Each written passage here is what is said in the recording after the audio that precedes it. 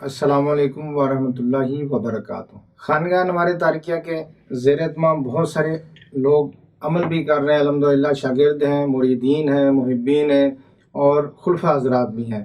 جو الحمدللہ خانقاہ کے زیر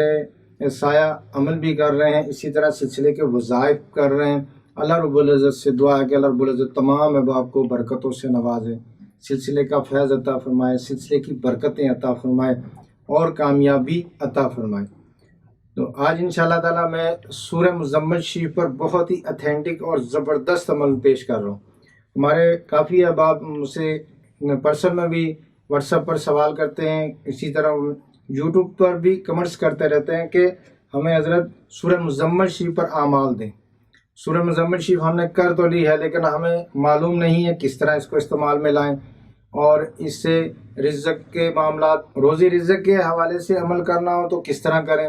یا پھر جادو کی کاٹ ہے، جنات کی کاٹ ہے، پھر اسی طرح بندشوں کے معاملات ہیں، رشتوں کے معاملات ہیں، تو ہم اس کو کیسے استعمال میں لے کے آئیں۔ تو انشاءاللہ تعالیٰ یہ ہماری ویڈیو سورہ مزمل شریف پر چل رہی ہے، بہت ہی اچھا عمل میں آپ کو آج انشاءاللہ تعالیٰ بتاؤں گا۔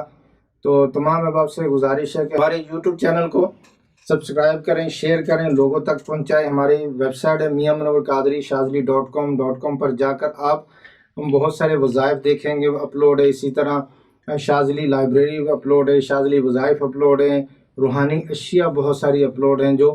عاملین کی ضرورت ہوتی ہے دوران چلہ یا عام زندگی میں جو لوگ استعمال کرتے ہیں، خوشبوئیں ہیں، عطر ہیں، بخور ہے، اور اسی طرح بہت کچھ ہے الحمدللہ۔ آپ ہماری ویب سائٹ کا وزٹ کریں، ڈسکرپشن میں لنک بھی موجود ہے۔ اور اسی طرح ہمارے استخارہ سینٹر چل رہا ہے الحمدللہ، کافی عرصے سے استخارہ سینٹر چل رہا ہے، تو بالکل نیچے جائیں گے ڈسکرپشن میں تو ہمارے استخارہ سینٹر کے واٹس ایپ گروپ کا لنک بھی ہم نے دیا ہوا ہے، تو آپ اس لنک کے ذریعے گروپ میں آ جائیں گے۔ اللہ رب العزت تمام احباب کو برکتوں سے نوازے۔ چلتے ہیں عمل کی طرف۔ تو سورہ مزمل شریف سے بہت ہی زبردست اور پیارا عمل، یہ عمل روحانیت کی ترقی کے لیے ہے۔ روحانیت کے متلاشی جو لوگ ہیں، جو کہتے ہیں کہ ہم نے بہت سارے عمل کیے ہیں حضرت، ہم نے بہت ساری پڑھائیاں کی ہیں لیکن ہمیں روحانیت نہیں ملتی، یعنی کہ سرور نہیں آتا، مزہ نہیں آتا۔ جب ہم پڑھتے ہیں تو ہمارا دل نہیں لگتا، ہمیں وسوسے آتے ہیں، خیالات بھٹکتے ہیں، پھر ہم جب پڑھتے ہیں تو اس طرح خالی خالی اپنے آپ کو محسوس کرتے ہیں کہ کچھ بھی نہیں ہے، ٹھیک ہے نا، صرف ہم نے پڑھا ہے بس۔ اب چلہ کرنے بیٹھے ہیں تو چلے پہ بھی یہی ہوتا ہے کہ ہم نے بس چلہ کیا ہے، جیسے روزانہ کی پڑھائی ہے وہ روزانہ کی پڑھائی کی ہے تو بس، اس کے بعد ہمیں یعنی کہ بندہ اندر سے ایسے لگتا ہے کہ جیسے خالی خالی ہے، کچھ بھرا نہیں ہے،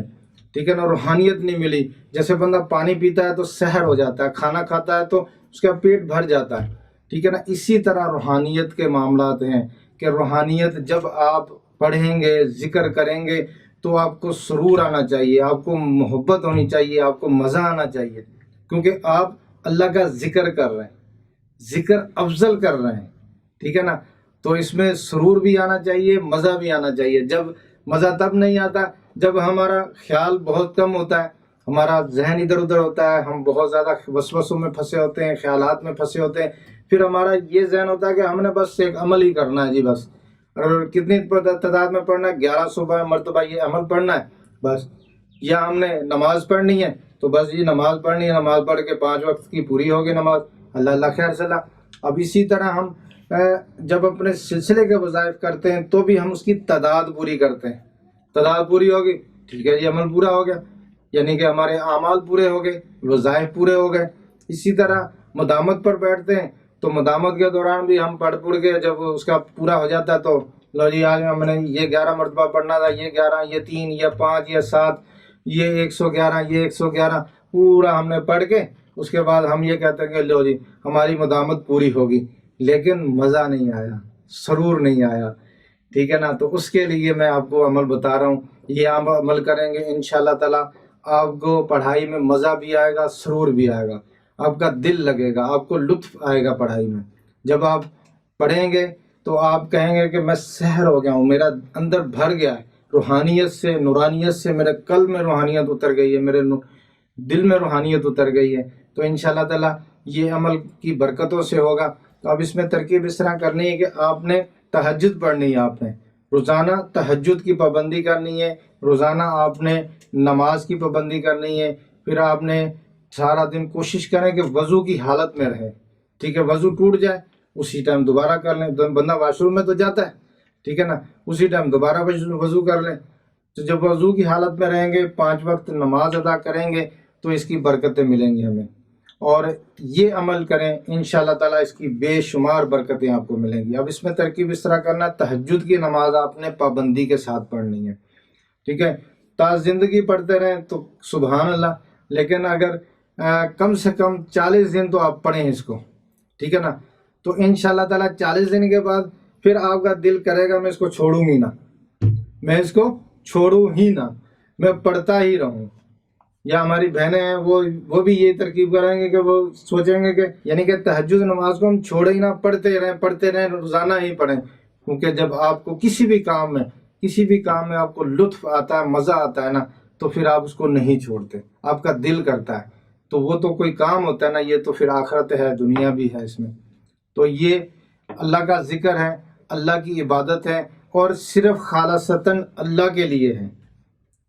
اللہ کا قرب پانے کے لیے، اللہ کی محبت پانے کے لیے۔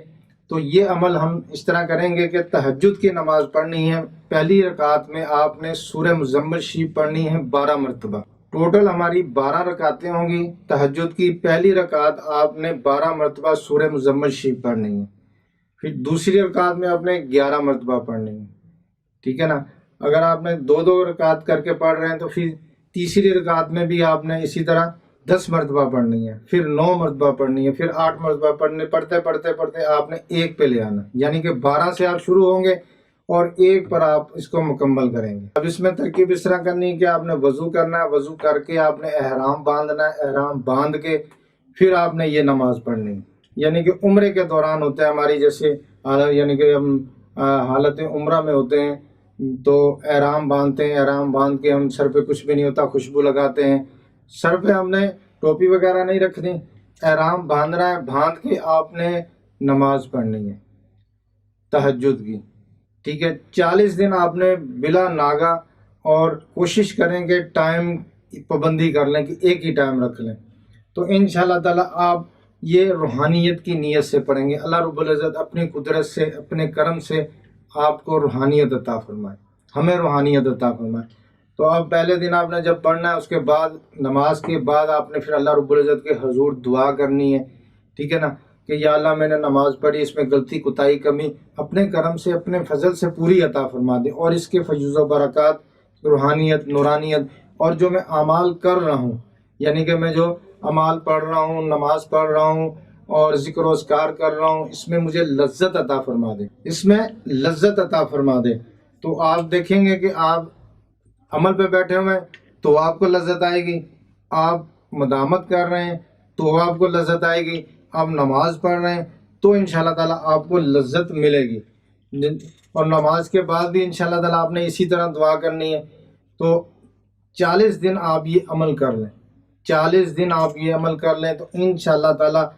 یہ ایسا عمل ہے کہ اس کے سے میری نظر میں کوئی بڑا عمل نہیں ہے، مجھے نہیں نظر آتا، ٹھیک ہے نا۔ تو اب اس میں اگر ہماری کوئی حاجت ہے، ٹھیک ہے نا، اگر ہماری کوئی حاجت ہے، ہم حاجت کے لیے بھی پڑھ سکتے ہیں۔ اگر آپ کی حاجت پہاڑ جتنی ہے تو پہاڑوں جتنی ہے تو بھی حل ہو جائے گی، ٹھیک ہے نا۔ یہ بہت ہی زبردست اور اتھینٹک عمل ہے۔ تو اب اس میں یہی ہے، آپ نے اسی ترتیب سے پڑھنا ہے، 40 دن پڑھ لیں تو بہت اچھا ہے، یا پھر آپ جتنا آسانی ہو اس کو پڑھیں، اللہ تعالیٰ برکتوں سے نوازے، علم میں وسعت عطا فرمائے۔ انشاءاللہ تعالیٰ سورہ مزمل شریف کی آپ کو برکتیں ملیں گی، روحانیت ملے گی، نورانیت ملے گی۔ سورہ مزمل شریف ہے، اس کے فیض و برکات ڈھیروں ڈھیر ہے، بندے سے سمیٹے نہیں جاتے، ٹھیک ہے نا۔ تو انشاءاللہ تعالیٰ اس کی برکتیں ملیں گی۔ خانگاہ انوار تارکیہ کو اپنی دعاؤں میں یاد رکھیں۔ السلام علیکم ورحمۃ اللہ وبرکاتہ۔